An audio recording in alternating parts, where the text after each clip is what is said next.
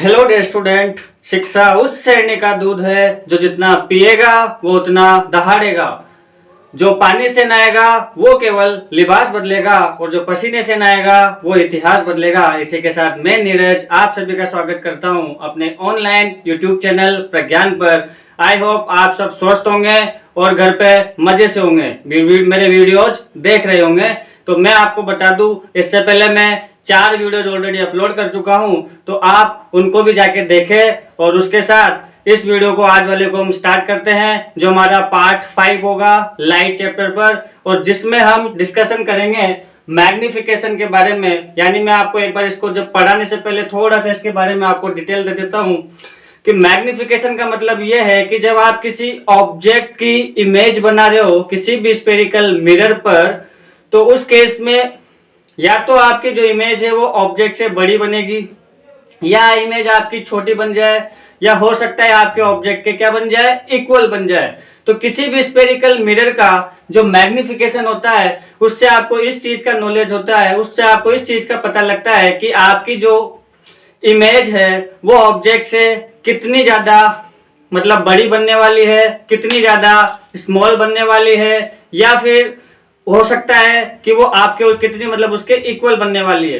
तो हम इसकी जो डेफिनेशन है उसको इस तरह से लिखेंगे कि देखिए यहाँ पे magnification the ratio of height of image to the height of object. मतलब जो रेशियो कौन सा रेशियो, आपके हाइट ऑफ इमेज का रेशियो किसके साथ, ऑब्जेक्ट के साथ। मतलब आपकी जो इमेज है उसका जो आपकी हाइट है, इट मीन्स उसकी जो साइज है उसका रेशो आपके ऑब्जेक्ट की साइज के रेशो के साथ जो होगा उसको आप क्या बोलोगे, मैग्निफिकेशन बोलोगे।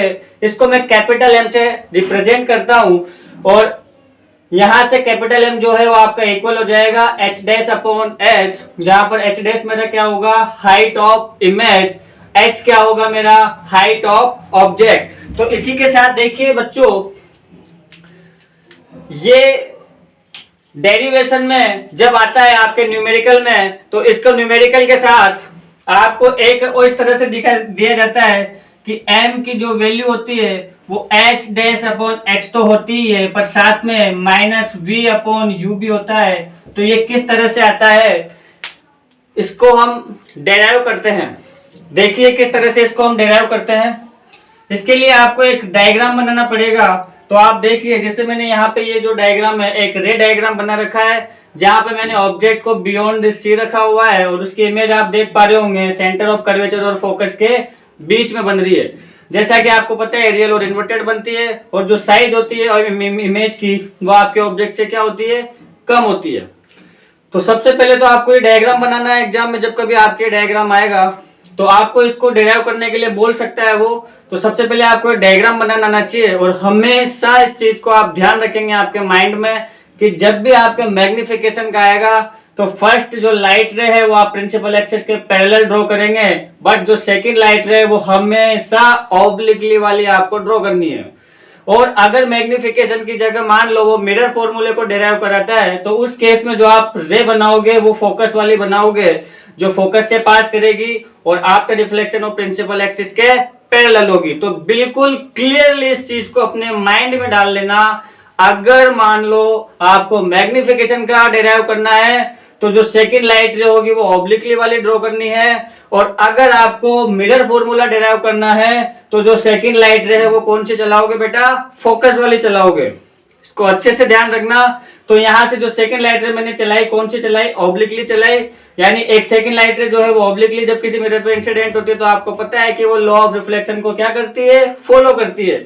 मतलब ये वाला मेरा इंसिडेंट एंगल हो गया और ये वाला मेरा रिफ्लेक्टेड एंगल हो गया। तो जितना एंगल ऑफ इंसिडेंस होगा उतने एंगल ऑफ रिफ्लेक्शन पे वो क्या हो जाएगी, लाइट रे रिफ्लेक्ट हो जाएगी। जहां पे दोनों लाइट रेज आपस में इंटरसेक्ट करेगी वहां पर आपकी क्या बन जाएगी, इमेज बन जाएगी। तो ऑब्जेक्ट मेरा क्या था, PQ था, जिसकी इमेज मेरी क्या बन गई, यहाँ पे P डैश Q डैश बन गई। तो जब भी आपको इसको डेराइव करना होगा तो डेराइव करने के लिए आपको यहाँ पर ट्रायंगल कौन सा लेना है वो एक इंपॉर्टेंट चीज हो जाती है। तो मैं यहाँ पे शेडो कर रहा हूं, आप ध्यान से देखिएगा।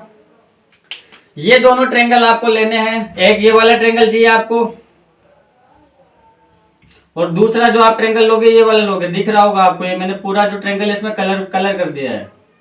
इन दोनों ट्रायंगल को मैंने यहाँ पे सेपरेटली यहाँ से निकाल कर बाहर यहाँ पे बनाया हुआ है, यहाँ पे ड्रॉ किया हुआ है पी क्यू ओ। ये रहा आपका ट्रायंगल पी क्यू ओ और P dash Q dash O, triangle P dash Q dash O. तो ये रहा आपका triangle P dash Q dash O. अब देखिए बच्चों, आपको इन दोनों ट्रायंगल्स को पहले सिमिलर प्रूव करना पड़ेगा, और जब आप इनको एक बार सिमिलर प्रूव कर दोगे तो उसके बाद आपका इसका जो डेरिवेशन है वो कंप्लीटली आ जाएगा। और सिमिलर प्रूव करने के लिए यहाँ पे देखो, ये वाला आपका इंसिडेंट एंगल है, ये वाला आपका रिफ्लेक्टेड एंगल है। यानी मैं डायरेक्ट बोल सकता हूं कि angle P O Q equal होगा angle P dash O Q dash के। ऐसा क्यों हो रहा है? तो आपको पता होगा ऐसा इसलिए हो रहा है क्योंकि ये कौन से एंगल है आपके,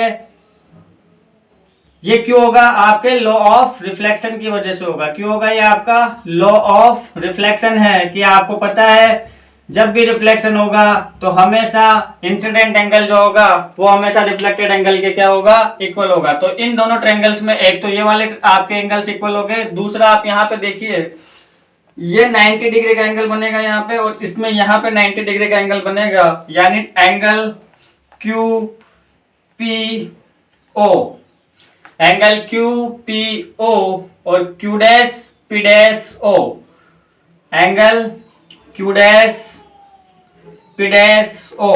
ये दोनों एंगल भी क्या होंगे? इक्वल होंगे। और कितने डिग्री के हैं ये? 90 डिग्री के हैं। अच्छा, इन दोनों ट्रायंगल्स में जब दो दो एंगल आपस में इक्वल हो चुके हैं तो आपको पता है कि ऑटोमेटिकली जो थर्ड एंगल होता है वो भी क्या हो जाता है बच्चा? वो भी आपके क्या हो जाता है? इक्वल हो जाता है। तो यहां से triangle angle P Q O, angle कौन सा? पी क्यू ओ इक्वल हो जाएगा किसके? Angle P dash Q dash okay, angle P dash Q dash okay. अब जब किन्हीं दो ट्रायंगल के तीनों एंगल इक्वल हो जाते हैं तो बाय ट्रिपल ए लॉ आपका जो ट्रायंगल है कौन सा? पी क्यू ओ ये सिमिलर हो जाएगा triangle P dash Q dash okay. अब जब दो ट्रायंगल सिमिलर आप प्रूव कर देते हो तो उन दोनों ट्रायंगल्स की जो साइड्स होती है उन साइड्स का रेशो भी क्या होता है? इक्वल होता है। यानी कि पी क्यू, ये रहा पी क्यू का रेशो किसके साथ? पी डैश क्यू डैश के साथ। पी क्यू का रेशो किसके साथ?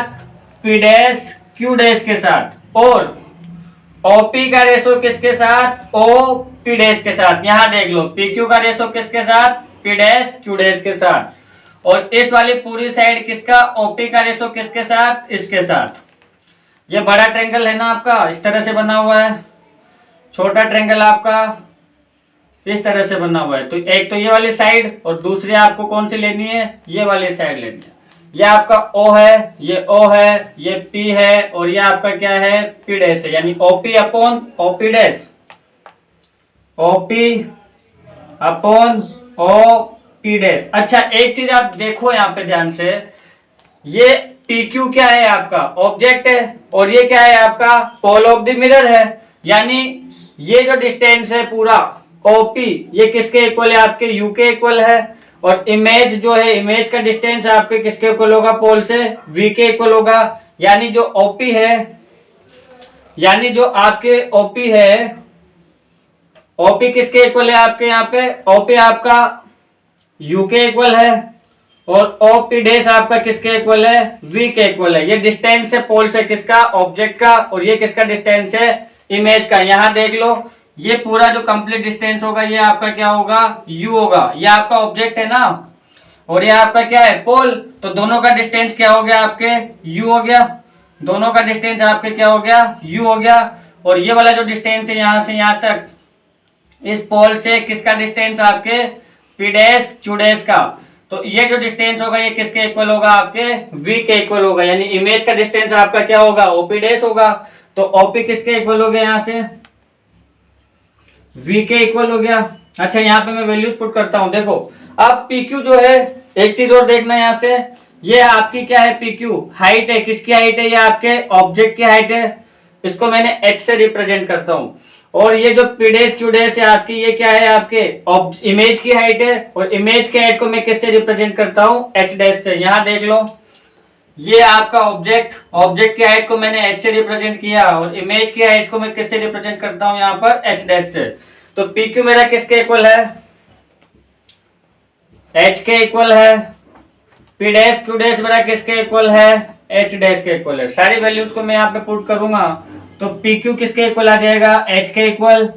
P डैश Q डैश किसके इक्वल आ जाएगा, H डैश के इक्वल। ये आ जाएगा U और ये आ जाएगा आपका V। यहां से इन दोनों को मैं रिवर्स करूंगा तो पता लग जाएगा आपको कि H डैश अपॉन H की जो वैल्यू है ये किसके इक्वल आ जाएगी, V अपॉन U के इक्वल आ जाएगी। तो यहाँ पर इस H डैश अपॉन H की जगह मैं क्या पुट कर सकता हूँ, V अपॉन U। बट आप ध्यान रखें, विद साइन लेंगे तो यहाँ से जब आपने डिस्टेंस प्रिंसिपल एक्सिस के पैरेलल लेफ्ट साइड में मेजर किया तो V भी नेगेटिव था और U भी क्या आया आपके, नेगेटिव। ऑब्जेक्ट लेफ्ट साइड में है और लेफ्ट साइड में जब मैंने डिस्टेंस मेजर किया ऑब्जेक्ट का तो मैं उसको कैसे लूंगा, नेगेटिव लूंगा। कैसे लूंगा, नेगेटिव लूंगा। और ऐसे ही इमेज भी मेरा कहाँ है, लेफ्ट साइड में है, और पोल से जब मैं लेफ्ट साइड में इमेज का डिस्टेंस मेजर करूंगा तो उसको भी मैं क्या लूंगा, नेगेटिव लूंगा। अच्छा, हाइट देखते हैं। इमेज की height below the principal axis है, तो बिलो द प्रिंसिपल एक्सिस अगर मैं इमेज की हाइट लूंगा तो कैसे लूंगा, नेगेटिव लूंगा। और ऑब्जेक्ट की height above the principal axis है, तो अबव द प्रिंसिपल अगर ऑब्जेक्ट के मैं हाइट लूंगा तो इसको तो मैं प्लस ही लूंगा। तो यहां पर तो माइनस से माइनस क्या हो गया, आपका कट गया। तो यहां से आपको पता लग गया कि H डैश अपॉन H की जो वैल्यू है वो किसके इक्वल आ गई। इस माइनस को मैं यहां ट्रांसफर कर दूंगा क्योंकि यहां पर मुझे ओनली किसकी वैल्यू पुट करनी है, H डैश अपॉन H की। तो H डैश अपॉन H की वैल्यू निकालूंगा मैं सिर्फ, और इस माइनस को मैं कहां ट्रांसफर कर दूंगा, इधर। तो यहां से H डैश अपॉन H किसके इक्वल हो जाएगा, माइनस V अपॉन U के। तो यहां से आपके मैग्निफिकेशन का कंप्लीट फॉर्मूला आ जाएगा M इक्वल टू, यहां से आपका मैग्निफिकेशन का कंप्लीट फॉर्मूला आ जाएगा M equal to H dash upon H, M equal to H dash upon H minus V upon U। ठीक है, इसको आप डेरिवेशन को नोट कर ले। मेरे पसीना, बहुत भयंकर पसीना टपक रहा है, आप देख भी पा रहे होंगे। इतने में जब अच्छे से मतलब इतना कुछ आपको करके उसके लिए आपके लिए वीडियो बना रहा हूं तो आपका भी एक फर्ज है मेरे वीडियो को कम से कम आप शेयर करें और अपने जितने भी फ्रेंड सर्कल से उनको आप इस चीज को स्प्रेड करें ताकि ज्यादा से ज्यादा बच्चे इस वीडियो को देखें। और इस डेरिवेशन में बस इससे आगे अपन को कुछ नहीं करना, आपको सिर्फ इतना सा आना चाहिए कि जो आपका मैग्निफिकेशन है वो इसके इक्वल हो जाएगा। यहाँ से आपको बस इतना पता होना चाहिए कि जो H है आपकी, ये क्या है, हाइट ऑफ ऑब्जेक्ट है, H डैश आपकी हाइट ऑफ इमेज है, U आपका क्या है, U आपका डिस्टेंस ऑफ ऑब्जेक्ट है, और V आपका क्या है, डिस्टेंस ऑफ इमेज है। यहाँ पर स्पेस कम है, नेक्स्ट स्लाइड में मैं पूरा कंप्लीट इसको अच्छे से लिख दूंगा कि H क्या है, H डैश क्या है, V क्या है और U क्या है। हाँ तो डियर स्टूडेंट, अब हम मैग्निफिकेशन के डिफरेंट जो केस होते हैं एक एक केस में आपके सामने लूंगा और सबके बारे में एक डिटेल एनालिसिस करेंगे। तो देखो, सबसे पहले हम देखो, जब मैग्निफिकेशन अगर मान लो सपोज ग्रेटर देन 1 है और साथ में वैल्यू क्या है इसकी, नेगेटिव है, ऐसे मतलब कि मान लो आपके जो मैग्निफिकेशन की वैल्यू अगर किसी ने बोल दी है कि मैग्निफिकेशन है -15, किसी ने बोल दिया कि आपका जो मैग्निफिकेशन है वो कितना है, -15, तो इस -15 वाले मैग्निफिकेशन का मतलब ये हो गया कि यहाँ पर जो आपका नेगेटिव है, ये जो नेगेटिव आपको क्या दिखाएगा, ये नेगेटिव आपको रिप्रेजेंट करेगा कि जो ऑब्जेक्ट है वो आपका रियल और इन्वर्टेड है, और जो 15 है या 15 आपको दिखाएगा कि जो साइज है वो इमेज के 15 टाइम है, किससे, ऑब्जेक्ट से। इमेज की साइज 15 टाइम है, किससे, ऑब्जेक्ट से। यानी ग्रेटर देन 1 है, क्या है, ग्रेटर देन 1, तो मतलब इमेज की साइज तो ज्यादा है, इमेज की साइज क्या है, लार्ज है। और नेगेटिव साइन आपका नेचर दिखा रहा है कि नेचर कैसा है उस इमेज का, रियल एंड इन्वर्टेड है। जैसा कि हमने देखा था कि कॉनकेव मिरर के केस में हमने देखा भी था कि कॉनकेव मिरर के केस में जब मैंने अपने ऑब्जेक्ट को सेंटर ऑफ कर्वेचर और फोकस के बीच में प्लेस किया था, उस केस में मेरी इमेज कहाँ बनी थी, बियॉन्ड द सी बनी थी। तो यहाँ पे आप देख भी सकते हो कि रियल और इन्वर्टेड इमेज बन रही है और लार्जर है। किससे लार्जर है? आपके ऑब्जेक्ट से। तो इस केस में जो आपका मैग्निफिकेशन होता है वो ग्रेटर देन 1 होगा। क्यों? क्योंकि इमेज की साइज बिगर है। इमेज क्या है? बिग है। तो m ग्रेटर देन 1 दिख रहा है साफ साफ। और नेगेटिव होगा। क्यों होगा? क्योंकि आपकी देखो हाइट यहाँ पे मैंने कहाँ मेजर की है? ऊपर। और अब अगर प्रिंसिपल एक्सिस में डिस्टेंस मेजर करता हूँ तो क्या मेजर करता हूँ? उसको मैं पॉजिटिव लेता हूँ। और बिलो अगर लूंगा तो क्या लूंगा? मैं नेगेटिव लूंगा। और प्लस और माइनस क्या होता है? आपके माइनस होता है। तो मैग्निफिकेशन नेगेटिव आएगा। तो ये आपको अच्छे से क्लियर हो रहा होगा कि अगर m ग्रेटर देन 1 है और m नेगेटिव है तो इमेज आपके रियल और इन्वर्टेड होगी। क्यों? क्योंकि m की वैल्यू क्या है? नेगेटिव है। और ग्रेटर देन 1 आपको क्या दिखाई दे रहा है? ग्रेटर देन 1 आपको क्या बता रहा है? ग्रेटर देन वैल्यू 1 जो है वैल्यू है, ये दिखा रही है कि जो साइज है इमेज की वो क्या है? बिगर है। किससे? ऑब्जेक्ट से। और m की जो नेगेटिव वैल्यू है ये आपको शो कर रही है कि जो इमेज का नेचर है वो रियल एंड इन्वर्टेड है। सेकंड केस के बारे में बात करें कि when magnification is equal to 1 and जो वैल्यू है मैग्निफिकेशन की वो क्या हो जाए? नेगेटिव हो जाए। तो हमने ये वाला केस देखा था जब ऑब्जेक्ट को हमने सेंटर ऑफ कर्वेचर पे प्लेस किया था। तो हमने देखा था कि जो मेरे ऑब्जेक्ट की साइज थी वो सेम साइज किसकी थी? मेरे इमेज की साइज थी। आपको पता भी होगा ये आपका h है और ये आपका क्या है? h डैश है। m क्या होता है? h dash upon h। m क्या होता है आपका? h dash upon h। यही होता है ना, h डैश अपॉन h। अब जब दोनों इक्वल है तो m की वैल्यू क्या हो जाएगी? आपके 1 हो जाएगी। बट ये तो पॉजिटिव है और ये क्या है? बिलो द प्रिंसिपल एक्सिस मतलब नेगेटिव है। तो वैल्यू क्या आएगी? नेगेटिव। यानी m की वैल्यू क्या होनी चाहिए? -1 होगी। तो आपकी जो इमेज है वो ऑब्जेक्ट के क्या हो जाएगी? इक्वल हो जाएगी। ये 1 आपको क्या शो कर रहा है? ये m इक्वल टू 1 आपको ये शो कर रहा है कि जो साइज ऑफ इमेज है वो इक्वल है ऑब्जेक्ट के। और m की वैल्यू जो नेगेटिव है वो फिर से यही शो कर रही है कि इमेज का जो नेचर है वो कैसा है? आपका रियल एंड इन्वर्टेड है। हाँ तो स्टूडेंट, केस थर्ड देखते हैं। केस थर्ड में हमने देखा when m is less than 1 and m is negative. मतलब जब आपके मैग्निफिकेशन की वैल्यू लेस देन 1 होगी और नेगेटिव होगी। यानी मैं बोलूँ कि अगर मान लो आपको बोल दिया जाए कि मैग्निफिकेशन की जो वैल्यू है ये है -1/2। तो यहाँ पर आप देख पा रहे होंगे कि पहली बार मैग्नीशियम की वैल्यू क्या है? मैग्निफिकेशन आपका नेगेटिव है और मैग्निफिकेशन की जो वैल्यू है वो लेस देन आपके क्या है? 1 है। तो ये जो लेस देन 1 है ये आपको शो करेगा कि जो साइज होगी इमेज की वो स्मॉलर देन ऑब्जेक्ट होगी। और m की जो नेगेटिव वैल्यू है ये नेगेटिव वैल्यू m की शो करेगी रियल एंड इन्वर्टेड। अब देखो आप इसको समझने की कोशिश करते हैं डायग्राम से। ये वाला केस आपने देखा था कि जब हमने बियॉन्ड द सी अपना ऑब्जेक्ट प्लेस किया था तो ऑब्जेक्ट की जो इमेज थी वो centre of curvature and focus के बीच में बनी थी। सही बात है।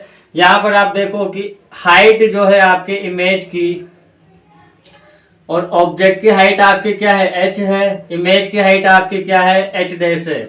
m की वैल्यू क्या होती है आपकी? h dash upon h। तो h डैश की वैल्यू क्या है? कम है और h की वैल्यू क्या है? ज्यादा है। यानी m की वैल्यू क्या आ गई? लेस देन 1 आ गई। तो पता लग गया कि जो इमेज है वो क्या है? आपकी छोटी है। h डैश अगर कम होगा तो m लेस देन 1 आएगा। यानी आपकी जो इमेज की साइज है वो ऑब्जेक्ट से क्या हो जाएगी? छोटी हो जाएगी। इसी के साथ आपको पता है कि जो डिस्टेंस में मेजर करता हूँ प्रिंसिपल एक्सिस के अबव वो मेरा कैसा होता है? पॉजिटिव होता है।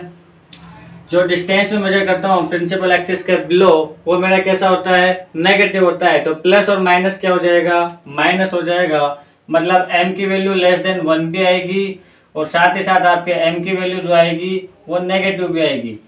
तो ये -1 जो मतलब सॉरी जो लेस देन 1 है ये आपको रिप्रेजेंट कर रहा है कि आपकी जो इमेज है वो स्मॉलर देन ऑब्जेक्ट है। और यहाँ पर ये जो नेगेटिव है ये आपको नेचर शो कर रहा है कि इमेज का जो नेचर है वो कैसा है? रियल एंड इन्वर्टेड है। इसी के साथ देखो केस नंबर जैसे 4 है। अगर मान लो आपके ऑब्जेक्ट का जो मैग्निफिकेशन है इमेज का मैग्निफिकेशन जो है ग्रेटर देन 1 आ जाए एंड m की जो वैल्यू है वो पॉजिटिव आ जाए, तो आपको इस तरह से आपने डायग्राम देखा होगा, इस तरह का रे डायग्राम हमने बनाया था जब हमने ऑब्जेक्ट को फोकस और पॉल के बीच में प्लेस किया था। तो आपको पता होगा कि हमारी जो इमेज थी, ऑब्जेक्ट की जो इमेज थी हमारी, इस ऑब्जेक्ट की इमेज कहाँ बनी थी, यहाँ बनी थी। कैसे बनी थी, तो प्रिंसिपल एक्सिस का पहला लाइट रे गई थी और फोकस से पास कर गई थी, दूसरी आपको ऑब्लिक आई थी और वो इस तरह से चल गई थी। आपने देखा होगा कि जब ये लाइट रेज हमने इधर आगे बढ़ाई तो इनके बीच में जो गैप था वो कंटिन्यूसली क्या हो रहा था, इंक्रीज हो रहा था। तो फर्दर हमने पीछे की तरफ जब इनको बढ़ाया तो इस तरह से बैकवर्ड डायरेक्शन में आपके जाके मीट करी, और इमेजिनरी लाइन है इसलिए हम इसको किससे दिखाएंगे, डॉट से दिखाएंगे।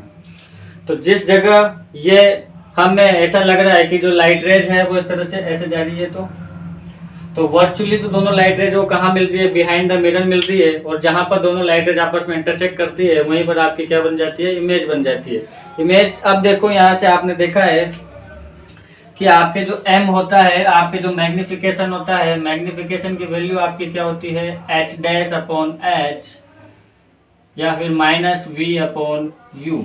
तो यहाँ से आप इसी से देख लो h डैश की वैल्यू क्या है, ज्यादा है आपके पास, जो आपकी हाइट है इमेज की वो क्या है, ग्रेटर देन है किससे, ऑब्जेक्ट से। तो ऑब्वियस सी बात है कि आपका जो m है वो क्या आएगा, ग्रेटर देन 1 आएगा। और आपके बाद जो आपने हाइट ली है ऑब्जेक्ट की वो भी कहाँ ली है, प्रिंसिपल एक्सिस से अबव ली है, तो इसको मैं कैसे लूंगा, पॉजिटिव लूंगा।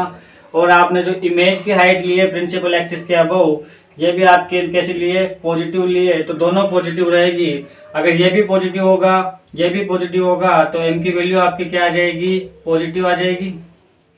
m की वैल्यू आपके पॉजिटिव आ जाएगी, जो आपको बता भी रही है कि आपके यहाँ पे इमेज कैसी बन रही है, वर्चुअल एंड इरेक्ट बन रही है। मतलब अगर m की वैल्यू आपके पॉजिटिव आती है तो ये आपको दिखाएगी जो इमेज का नेचर है वो वर्चुअल एंड इरेक्ट होगा, और अगर m ग्रेटर देन 1 है तो ये दिखाएगा image is larger than object है। हाँ तो दोस्तों, केस नंबर 5 और जो लास्ट केस है मैग्निफिकेशन का, वो देखते हैं कि जब मैग्निफिकेशन आपका लेस देन 1 हो, मैग्निफिकेशन की वैल्यू अगर है आपके लेस देन 1 और मैग्निफिकेशन का जो साइन है अगर वो पॉजिटिव होता है, तो उस केस में क्या हो सकता है, सपोज मान लो किसी ने आपको बोल दिया कि आपका जो मैग्निफिकेशन है, आपका मैग्निफिकेशन सपोज किसी ने बोल दिया कि 1/2 है। तो यहाँ से आप दो कंक्लूजन निकाल सकते हो। फर्स्ट कि आपका जो मैग्निफिकेशन है ये लेस देन क्या है, 1 है, और सेकंड आपका कंक्लूजन होगा कि जो मैग्निफिकेशन है ये आपका कैसे है, पॉजिटिव है।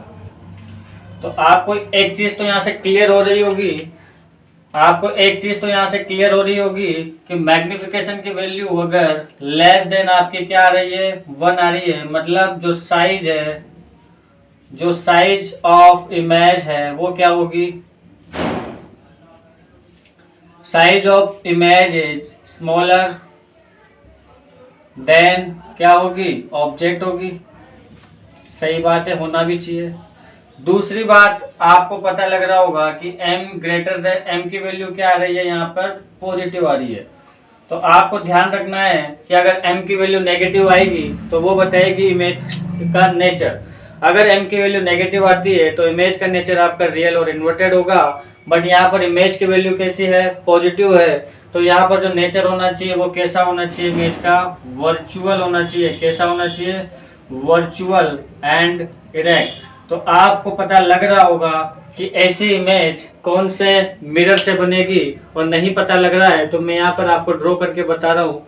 ऐसा मिरर चाहिए हमें जिससे इमेज की जो साइज है वो स्मॉल देन ऑब्जेक्ट बने, और साथ ही साथ इमेज कैसे बने, आपकी वर्चुअल एंड इरेक्ट बने। तो आपको ये तो पता है कि वर्चुअल और इरेक्ट इमेज आपके कॉनकेव मिरर में भी बनती है और कॉन्वेक्स मिरर में भी बनती है, लेकिन कॉनकेव मिरर में तो ओनली वन एकमात्र ऐसा केस है, ओनली वन केस है जहां पर आपकी कैसी इमेज बनती है, वर्चुअल एंड इरेक्ट, जब हम ऑब्जेक्ट को कहां पर रखते हैं, फोकस और पोल के बीच में। उसके अलावा बाकी कहां भी मैं ऑब्जेक्ट को प्लेस कर दूं, हमेशा मेरी कॉनकेव मिरर से जो इमेज बनेगी वो कैसी बनेगी, रियल एंड इन्वर्टेड बनेगी। यानी m की वैल्यू हमेशा क्या होगी, वहां पर नेगेटिव होगी। सिर्फ एक केस ऐसा आएगा कि जब मैं ऑब्जेक्ट को फोकस और पोल के बीच में प्लेस करूंगा तो वो एक ऐसा केस आएगा जब कॉनकेव मिरर में m की वैल्यू क्या हो जाएगी, आपके पॉजिटिव हो जाएगी, और आपको कैसी वर्चुअल और इरेक्ट इमेज मिलेगी। लेकिन यहाँ पर इसने एक चीज और बोली है कि m की वैल्यू क्या है, यहाँ पर लेस देन 1 है, यानी आपकी जो इमेज की साइज है वो ऑब्जेक्ट से क्या होनी चाहिए, स्मॉल होनी चाहिए। लेकिन आपको पता है कॉनकेव मिरर में जो वर्चुअल इमेज बनती है उसकी साइज तो आपके ऑब्जेक्ट से क्या होती है, ज्यादा होती है। तो फिर साइज कम कौन से मिरर में होगी, तो एक ही मिरर बचा है आपका, कौन सा मिरर है, वो कॉन्वेक्स मिरर है। कॉन्वेक्स मिरर से हमेशा ऑब्जेक्ट से स्मॉल, मतलब हमेशा जो इमेज की साइज होगी वो हमेशा ध्यान रखना, चाहे कुछ भी हो जाए, कॉन्वेक्स मिरर से जो इमेज बनेगी वो हमेशा ऑब्जेक्ट से क्या होगी, स्मॉल होगी, हमेशा ऑब्जेक्ट से क्या होगी, स्मॉल होगी। यानी कॉन्वेक्स मिरर के लिए हमेशा मैग्निफिकेशन की वैल्यू लेस देन 1 रहने वाली है। और हमेशा इमेज कैसी बनेगी, कॉन्वेक्स मिरर से वर्चुअल एंड इरेक्ट बनेगी, यानी हमेशा m की वैल्यू क्या रहने वाली है, पॉजिटिव रहने वाली है। तो देख लो, इसको मैं ड्रॉ करके बताता हूं तुम्हें। यह आपका कॉन्वेक्स मिरर मैंने यहाँ पे बना दिया।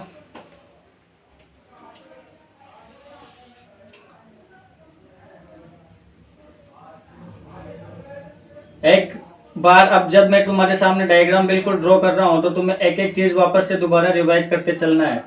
तो यानी आपको पता है कि इस रिफ्लेक्टिंग सरफेस का जो सेंटर पॉइंट होता है उसको हमने क्या बोला था बेटा, इसको हमने बोला था पोल बोला था, ठीक है। और इस रिफ्लेक्टिंग सरफेस से जो sphere form, this reflecting surface is form a part of sphere and centre of that sphere, उसको हमने क्या बोला था भाई, उसको हमने बोला था बेटा सेंटर ऑफ कर्वेचर, जिसको हमने किससे रिप्रेजेंट किया था, कैपिटल C से रिप्रेजेंट किया था।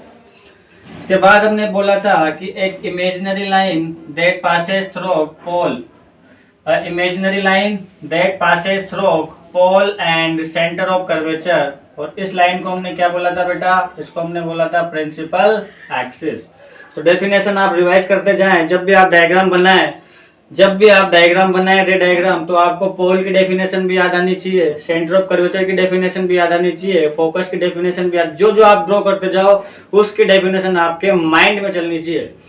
तो देखो यहाँ पे मेरे स्टाइल में पढ़ोगे तो आपको पूरी साइंस की बुक में आपको वैसे ही माइंड में सेट कर दूंगा। तो देखिए कैसे अब चलते हैं। पोल की डेफिनेशन हो गई, रिफ्लेक्टिंग सरफेस का सेंटर पॉइंट, और रिफ्लेक्टिंग सरफेस जो है किसी भी स्फेरिकल मिरर की, it is form a part of sphere and centre of that sphere is called centre of curvature. अब देखो, पोल और सेंटर ऑफ कर्वेचर के जस्ट मिडिल में एक पॉइंट होता है जिसको मैं कैपिटल F से रिप्रेजेंट करता हूँ, और इसको मैं क्या बोलता हूँ, फोकस बोलता हूँ। पोल और सेंटर ऑफ कर्वेचर के मिडिल में एक पॉइंट होता है F, मतलब एक पॉइंट होता है जिसको मैं कैपिटल F से रिप्रेजेंट करता हूँ, और इसको मैं क्या बोलता हूँ, फोकस बोलता हूँ। डेफिनेशन अगर आपको याद आ रही हो, नहीं भी आ रही हो, तो एक बार मेरे को साथ साथ आप बोलते चलेंगे।